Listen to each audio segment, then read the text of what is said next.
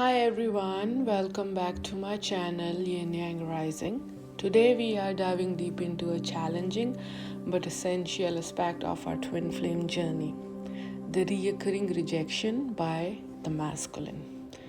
So if you are on this path, you may have experienced the highs of the bubble phase where everything feels magical only to be followed by a painful separation. But the question here is, why does the masculine reject the feminine again and again, and how long does it last? So let's get started.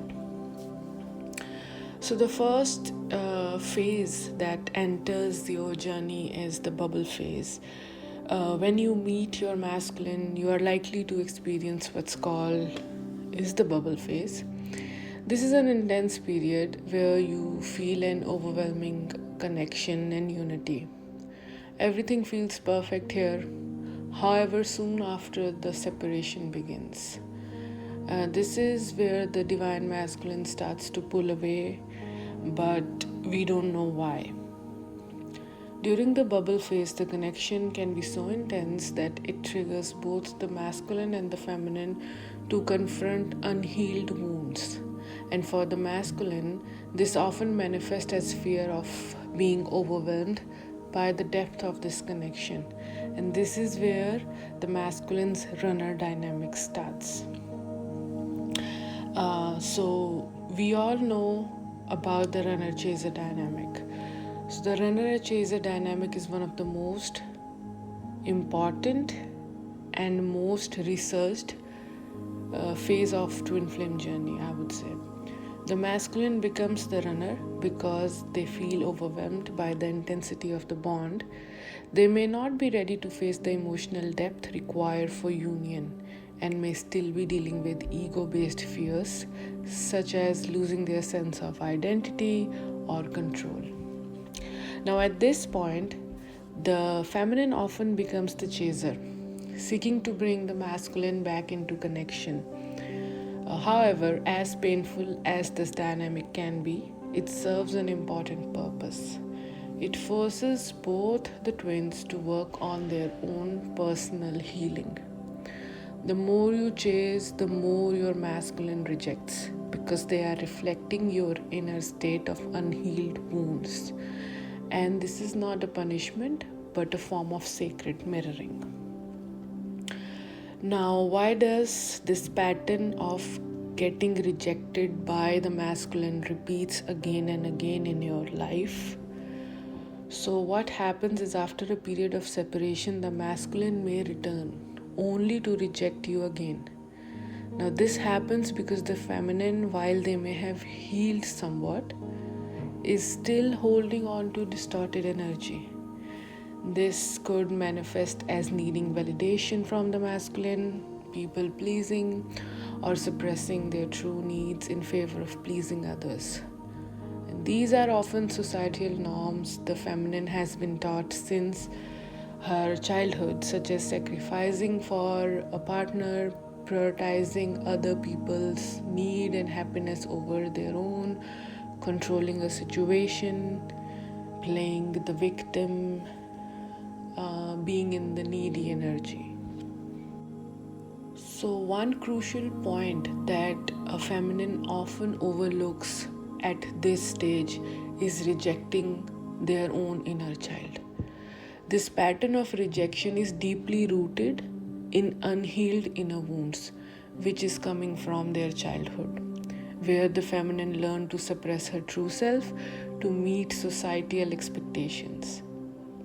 So when you reject your inner child, the pure, authentic part of you that craves love, freedom, and self-expression, that is when your masculine will mirror the rejection back to you. Healing this part of yourself is essential for breaking the cycle. If you are a feminine on this journey, you must nurture, listen to, and heal your inner child in order to stop projecting unhealed energies onto your masculine, so that you are creating a space for your masculine to return. One more thing that I have seen in many feminines, and I was one of them doing this, in my runner chaser dynamic was a common mistake of seeking answers outside. So, what happens on this journey is feminines often tend to watch YouTube videos, read energy updates, and search for validation from external sources in hope of getting guidance on what's happening in the connection. But what's often neglected is the importance of going inward. So, instead of continuously searching for answers outside, and ask yourself, are you truly ready for the union? What would you do if your masculine comes today and asks to get married? Would you be ready, not just emotionally but spiritually? Would you be able to handle the energies and challenges that will come with this union? So many feminines are not fully in their divine form when they are seeking reunion. They may still carry unhealed wounds, fears, and insecurities, which would be magnified in a relation with their twin. So instead of focusing on when the masculine will return or what the masculine is thinking about you, how is the masculine dealing with the third party, focus on becoming whole within yourself. Okay. One more thing that I would like to bring to light in this topic is the feminine is trying to recreate the bubble phase. So every time the masculine comes back, the feminine demands the same attention, the same love, the same feeling that she was getting back in the bubble phase by the masculine, because they remember the bliss of the initial connection, and they try their best to recreate that energy. However, this often leads to disappointment. Now, why is that? Because they usually forget that the masculine and them have shifted from that energy they were in the bubble phase. Bubble phase is a necessary part of the journey, but it is also an illusion until you heal yourself. The bubble phase is there as a glimpse of what the connection can become once both twins have done their healing. So the feminine needs to understand that the relationship has evolved, and clinging to past will only cause major rejection and frustration. So your growth requires moving forward and not holding on to your past dynamics. Now, how can you break this cycle? So the rejection will keep happening until the feminine fully steps into her authentic power. The masculine will keep rejecting any energy that feels inauthentic, that feels pushy, that feels needy, because at the core, the twin connection is about deep truth.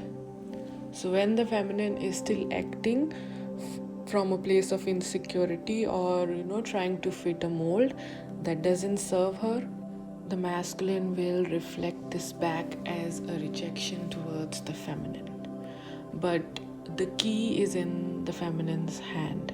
Once the feminine stops chasing, she or he stops trying to please and fully embodies their true self, the dynamic shifts. The masculine will no longer feel the need to run because they are now drawn to the feminine's true energy. At this point, I would like to talk something about another aspect of this journey, which is again a very important phase that happens in almost every twin flames journey. It is the role of the third party.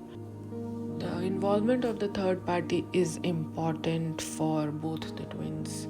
Often a karmic partner or a third party enters in the picture during a separation. While this might feel like a setback, it's actually a part of the process.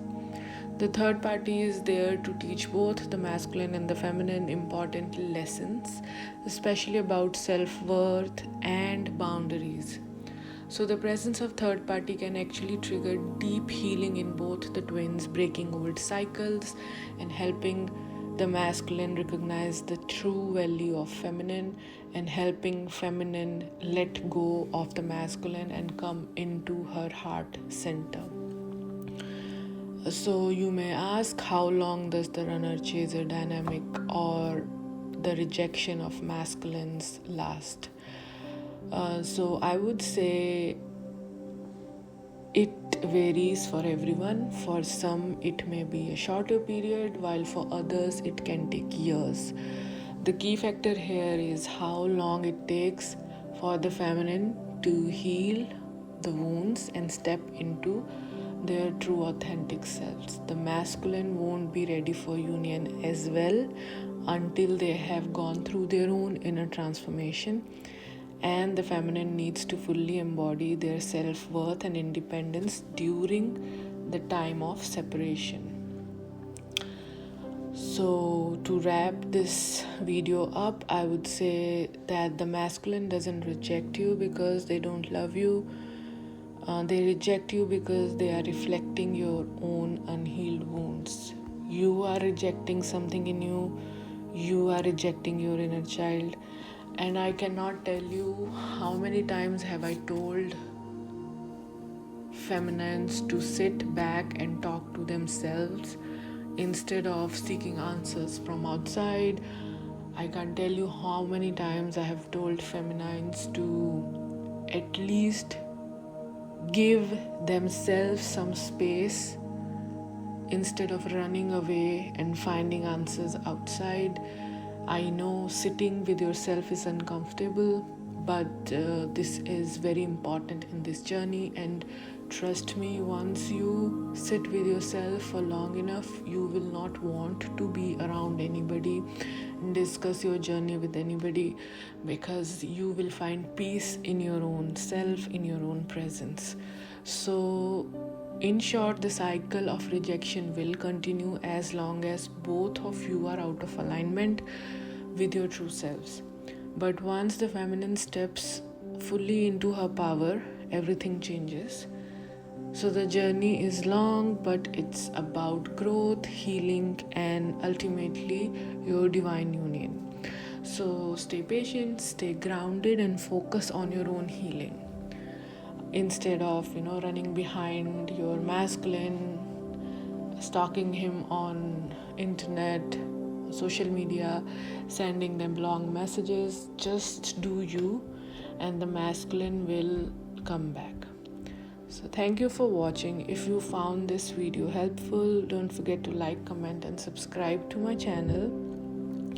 And make sure you also check out my other videos, which are actually guided meditations. You might like it too. Have a nice day ahead, guys.